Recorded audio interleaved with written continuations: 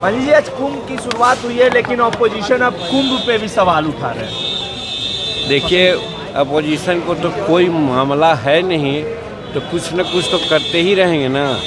भारत आस्था का देश है और ये सनातनों का एक बहुत बड़ा और बहुत दिनों के बाद 12 वर्ष के बाद ये रहा है। और ये सर्वधर्म समभाव तो हम कह ही सकते हैं, इसमें किसी को कोई रोक नहीं है। सभी जाति धर्म के लोग आते हैं, सब प्रकार के लोग आते हैं। तो ऐसे जगह में तो उनको भी डीप लगाना चाहिए, नहाना चाहिए, ताकि कुछ भी गड़बड़ किए हो तो सब धुल जाएगा। तो वैसी परिस्थिति में इसमें राजनीति नहीं करना चाहिए। सबको आकर के वहाँ पर इस कुंभ में, और इसका आर्थिक भी है, जैसा कल हम सुन रहे थे कि 2 लाख करोड़ से ज़्यादा का इसमें आर्थिक लेन देन होगा। तो ये भारत के लिए और उत्तर प्रदेश के लिए बड़ी चीज़ है, इसलिए इसको नकारना है और राजनीति करना उचित नहीं है। दही चूड़ा का समय है मांझी जी, और बिहार में फिर से कहा जा रहा है कि खेला होगा। विपक्ष ये कह रहा है कि नीतीश जी फिर इधर उधर इसी आशा पर वो जिंदा हैं बेचारे। वास्तविकता तो कुछ है नहीं, तो कुछ इसी तरह से कह के वो जिंदा रहें।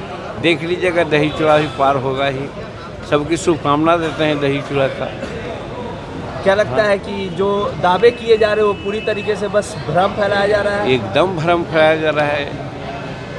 एक उसको कहा जाए 100 नहीं, 200 नहीं, 1000% गलत वो लोग बोल रहे हैं। यहाँ पर किसी प्रकार की कोई बात नहीं, जिसको खुद माननीय नीतीश कुमार जी ने बहुत स्पष्ट कर दिया है। और अरविंद केजरीवाल ने जो यूपी बिहार और पूर्वांचल के लोगों के लिए जो बयान दिया था और फेक वोटरों का जिक्र किया था, उस बयान को कैसे देख रहे हैं? क्या बयान दिया था, हम तो नहीं सुना। उन्होंने कहा था कि फेक वोटर बिहार और यूपी से प्लांट कर रही है बीजेपी दिल्ली में। देखिए, जो बाहर के लोग आए हैं, बाहर से रह करके यहाँ पर अपना वोटर में लिस्ट में नाम लिखा दिए हैं, या जिनका न लिखाया हुआ है, दोनों तरफ से जब तजवीज़ करके नए ढंग से सोच करके जो उचित है उसको रखना है, अनुचित है उसको हटाना है, तो इसमें राजनीति कौन बात की है? तो समझने का फैक्ट पर है, तथ्य पर आधारित है, कागजात पर आधारित है। तो इसमें किसी प्रकार का कोई बातचीत तो नहीं होना चाहिए। बिहार में कहा जा रहा है कि डीके टैक्स की वसूली हो रही है मांझी जी, क्या लगता है? अभी लंबे वक्त से बिहार की राजनीति कर रहे हैं, डीके टैक्स वसूली जा रही है। पहले आरसीपी, अब डीके टैक्स। तेजस्वी लगातार कह रहे हैं टैक्स वसूला जा रहा है। अब उसमें कहीं कोई तथ्य है क्या? अब हर चीज़ का जवाब दिया ही जाए? कोई ज़रूरी नहीं है कि हर चीज़ जो आप लोग कह रहे हैं और सुन रहे हैं उसका जवाब ही दिया जाए। अच्छा, हम पार्टी दिल्ली में चुनाव लड़ेगी क्योंकि आपके सहयोगियों को वहाँ टिकट मिलने की बात हम लोग प्रयास कर रहे हैं, हमारे लोग वहाँ लगे हुए हैं, प्रदेश अध्यक्ष के लोग, और हमने भी बातें की है, हमारे राष्ट्रीय अध्यक्ष ने भी बात की है।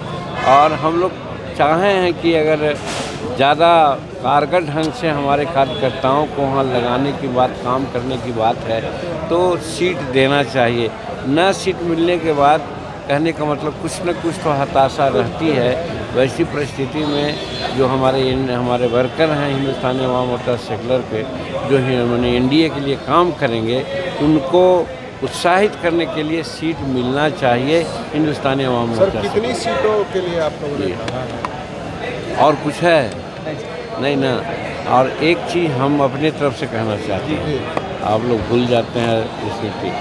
अभी हाल में गया में हमने बिहार के जो अनुसूचित जाति कल्याण विभाग के सचिव हैं, उनके संबंध में हमने कहा था कि वो ऑफिस में ही ज़्यादा बैठते हैं, बाहर नहीं जाते हैं, जिस कारण से अनुसूचित जाति के जितने संबंधित कार्यकलाप है उसमें गड़बड़ियाँ हो रही है। तो उन्होंने एक तरह से हम लोगों पर कटाक्ष किया था कि बाप बेटा दोनों 8 वर्ष रहे हैं, क्या हमने कोई चोरी की है? अगर चोरी शब्द कहा कि 1 पैसा का भी अगर साबित हो जाए तो मैं पद से त्याग दूँगा, ये उन्होंने कहा था।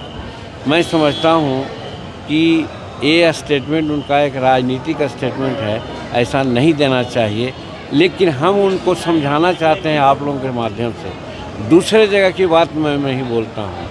हम अपना गांव में एक अनुसूचित जाति आवासीय विद्यालय स्वीकृत करवाया है, वो चल रहा है। जानते हैं वहाँ पर सामानों की जो आपूर्ति होती है या हुई थी, उसमें एक संवेदक ने ऐसा घटिया किस्म का सामान, खास करके वो जो गोदरेज होता है, वो आपूर्ति कराया था, जिसका दाम मात्र 6,000 7,000 है और बुक किया जा रहा था 45,000 और 46,000। जब हमारे संज्ञान में आई बात तो हम वहाँ के प्रिंसिपल को कहा कि गलत सामान लीजिएगा तो आप फंसिएगा। तो उन्होंने गलत सामान नहीं लिया, दूसरा सामान माने दूसरा गोदरेज आया लड़कों का, वहाँ पर उसमें उपयोग हो रहा है। लेकिन जो वहाँ सप्लाई किया था इन लोगों के कहने पर, पैसा लेकर के जो दिया गया था, वो 400 गोदरेज अभी भी महकार आवासीय विद्यालय के 3-4 कमरों का शोभा बढ़ा रहे हैं। हम उनसे पूछना चाहते हैं कि किस वक्त के लिए वो लोग वहाँ पर रखे हुए हैं और कब तक वहाँ रखेंगे, और ऐसा घटिया किस्म का अगर गोदरेज वहाँ सप्लाई हुआ था तो इसमें कितना लेन देन हुआ है, ये सिर्फ आप लोगों के माध्यम से पूछता हूँ, वो बता दें, तब हम समझें कि सही हो, राख साफ आदमी है।